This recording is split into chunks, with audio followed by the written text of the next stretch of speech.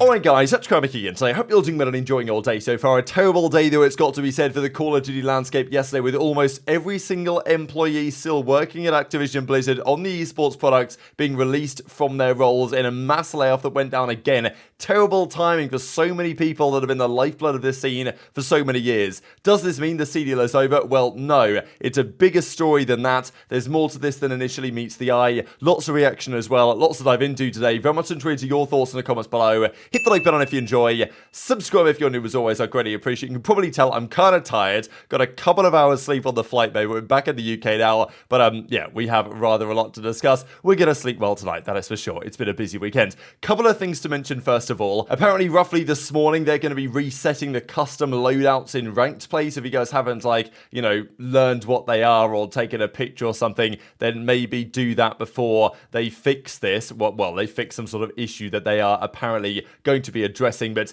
this was the big talking point, really. It was going down during the course of the weekends on what the future was going to hold for many individuals working on the Call of Duty League product after the weekend was over. Now, this is obviously atrocious timing. You'd think that if they were going to make a layoff like this happen, they would do so before the season began. The reality is that Microsoft have come into play now. That deal has now gone through, and it's really been over the last few weeks they've been working out behind the scenes where the budget is going to go, where maybe the excess capacity is, and of course, when an acquisition happens, there's plenty of roles that are duplicated, and therefore layoffs are made. This isn't the case in this one though, right? This is purely budget-related cuts, it seems, and quite possibly just Microsoft looking to go about their business in a different way. So it was a discussion point during the weekends that pretty much everybody didn't know. This includes, you know, the casters, the talent, those guys, what was going to happen after the weekend was over, whether they were going to get an email on, you know, Monday morning, as it turned out to be Tuesday, telling them, yep, you're no longer employed, basically. And it's awful because this happened, the big layoffs happened at Microsoft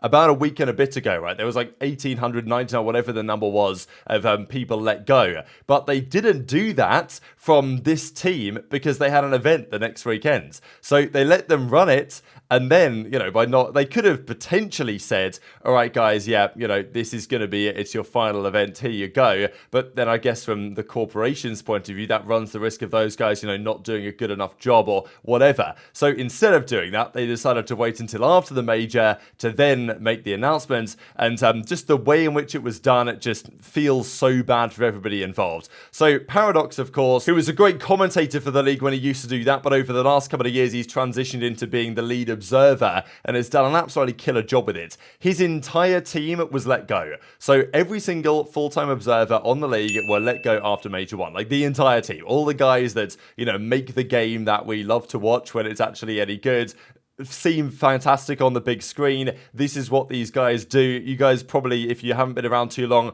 don't remember the days when the casters would have to do the observing themselves while they were commentating, and it was just terrible for all parties. You never got to see anything good. You never got the great flyovers, and these guys have just done such a phenomenal job for years. To see all of them go at the same time is just shocking, really. And this from Scott Parkin, who was a senior guy over there, senior manager at Esports Operations at Activision. He had a call, as he says here, urgent meeting scheduled for 9:30 a.m. on my day off. Godspeed all. And clearly he knew what was coming here and knew what was coming for many other of his colleagues. That, you know, I mean, how about that? You work the major to Sunday. Monday is like travel day. Tuesday's your first day off after a difficult weekend. And they're like, oh yeah, actually, sorry mate, you've got to get on a call because we're going to fire you, basically. And it's no secret that layoffs in the tech world right now are going around everywhere. But again, it's just the manner in which it happens, for how important and influential these guys have been to the space, that really just rubs people the wrong way, as Scott goes on to say. Of course, wishing the best for all of these guys. That doesn't need to be said from my side, but we'll discuss more of that in a second, where they might potentially land in the future.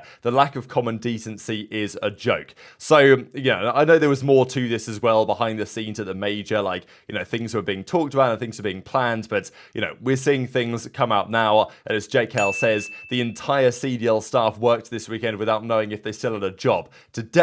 Yesterday, they're now starting to find out. So all of these fellas, right, that, you know, have worked on the observer stuff, and I think there's more even than just this, for a long time, have all been let go. Does that mean that none of them will ever work on COD again? Not necessarily, right? Because, sure, they've got no observers anymore. That doesn't mean that nobody's going to be doing the observing. It will just, they will change the way it is done from having like effectively hiring these guys on like a full-time observer basis, as opposed to having it done on like a freelance basis, shall we say. And we'll discuss that in a second. But this is where the numbers came out, that they had Activision Blizzard 72 staff in their esports division, and you can argue whether that's bloated or not. At the end of the day, some of the reasons we're seeing this is because Activision Blizzard went way too hard when the CDL era first came into place. They saw the growth of esports, they saw the possibility for value generation, and the publishers decided, well, we want a slice of the pie as well. Let's jank this up to the next level, sell all these massive franchise spots for loads of money, hire loads of people. Never made any sense because, you know, the cart was going before the horse in some sense, that esport was growing nicely, and then Activision thought, oh, with a little push, it'll be the next, you know, Super Sports League. That's not how it works in reality, and now we're at a point where, you know, the amount of employees they had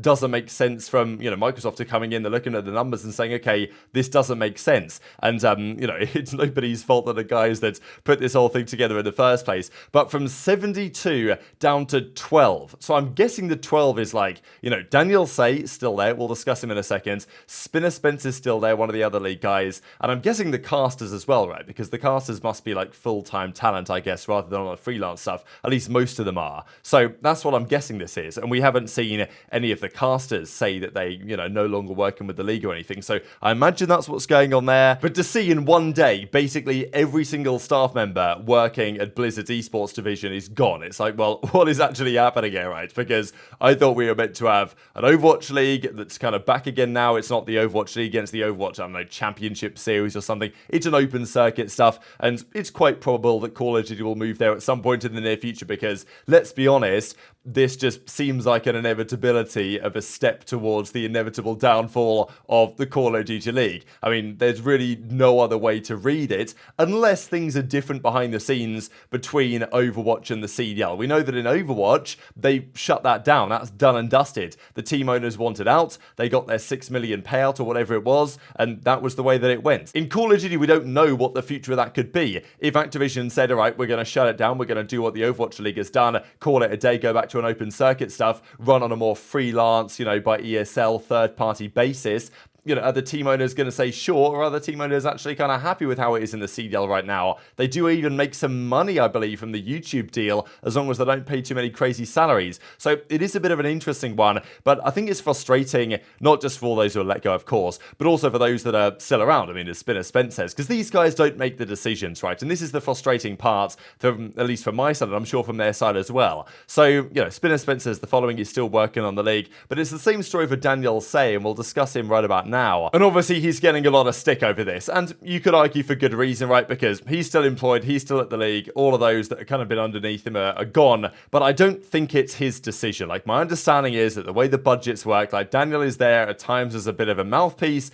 and my understanding is that he has the best intentions. I just don't think that he has anywhere near enough power to do an actual proper job of this whole general manager of the Call of Duty League esports products. And to be fair to him, after making a nice statement, he did go through and like retweet loads of people who were let go, just to, you know, hope they get a nice opportunity next. And my hope is that what will happen here is that many of these individuals that have been let go as, you know, full-time employees at Blizzard are now going to join, let's say, you know, ESL FaZe or something, whatever's going to run the product for the Call of Duty League going forwards on more of a freelance basis.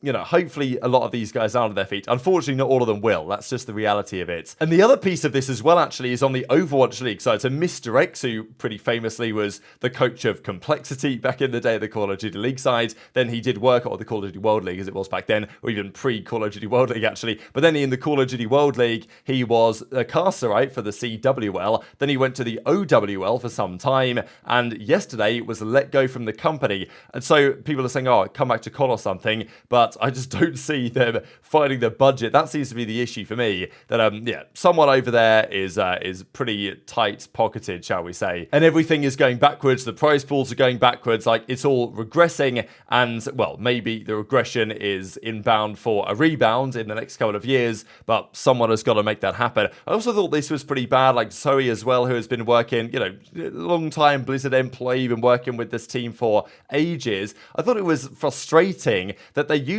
her as basically the face of the Overwatch Championship Series announcement they did a couple of weeks ago for the next stage of the Overwatch esports division. And then just after like using her face, so Overwatch is back, guys, get ready to tune into your favorite esports again, if it is somehow somebody's favorite esports, and then they let it go. It's like, okay, great, good job everyone. And as Puckett says, quit laying off my friends. So Puckett's still there, a lot of the cast are there. Just a really sad day, you know, and maybe in the long term it'll be something of an inevitable day. Maybe this day had to come at some point, just because of the decisions that have been made by the higher ups over the last several years. But of course the question is, what's the future, right? People saw 80% or whatever of employees get let go in a day. And they're like, okay, hang on a second, is this league still even running? So my understanding is that the league is not going anywhere for at least the time being. This is clearly a step towards what we might expect to happen at some point. But look, as Parasite describes, lots of these guys will be hired as contractors for a lower rate or similar rate.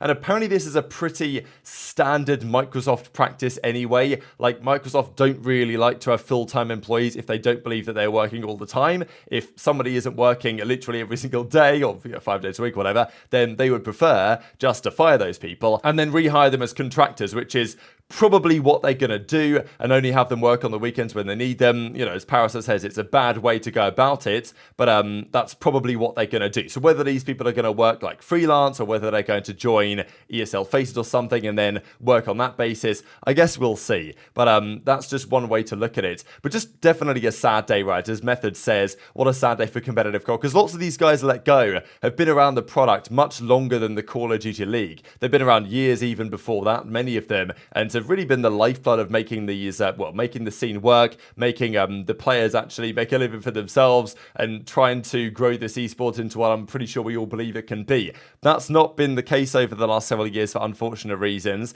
and look, as I say, I think this day was somewhat inevitable one way or another, but it is really sad that so many people that, you know, helped make the space what it is and allowed, you know, people like Clay to cash in like megabuck salaries in some respects back in 2020 or whatever, like when the league was kicking off, are now out of there, right? And as Clay says, don't even know what to say, annoyed at some of the decisions that have led us here, and frustrated with my friends who absolutely crush their jobs day in, day out, because that's the thing, lots of these guys like Clay have been to events for, you know, well over a decade. Some of the guys that were let go yesterday have been around the space for that long. So the real question is, what's next, right? What does this mean for the league? Because I think the league will still run. Now, whether it will run in a worse format, because this past weekends, there were issues with the servers, right? They were having problems day one. And from my understanding, the guys that worked to resolve those issues and get it all fixed up for the rest of the weekend, and it was pretty damn smooth from there on out, they're no longer working with the organization. And I think they knew quite possibly this past weekends they weren't going to be working going forwards, and they were going to get let go. And therefore there was a feeling as to, you know, screw it, right? Maybe we just don't even bother fixing it and let everything crash and burn. And I get that as well, because it's super frustrating for all parties. But all of these guys, super stand-up professionals, and you know, did their job all the way down to the wire. So, you know, wishing everyone the best going forwards. And obviously Adam aBeZy had his statement on the matter as well, and talked about how, you know, how he would run it, and how the amount of money that these guys have spent makes no sense. They could run a much leaner operation, combine Call of Duty with Halo, with other IPs, and you know, just make an absolutely dominant force in the industry. I feel like it's only a matter of time until Adam will be back at the helm to do this. I think he's got some sort of kind of competition clause after the esports engine thing for him to go and work on it again. But yeah, I mean, come on, we've got to give Adam the keys to help right this ship, I imagine. But very much interested in your thoughts on all this stuff in the comment section below. Hit the like button if you enjoyed, subscribe if you're new, take care, and I'll see you next time.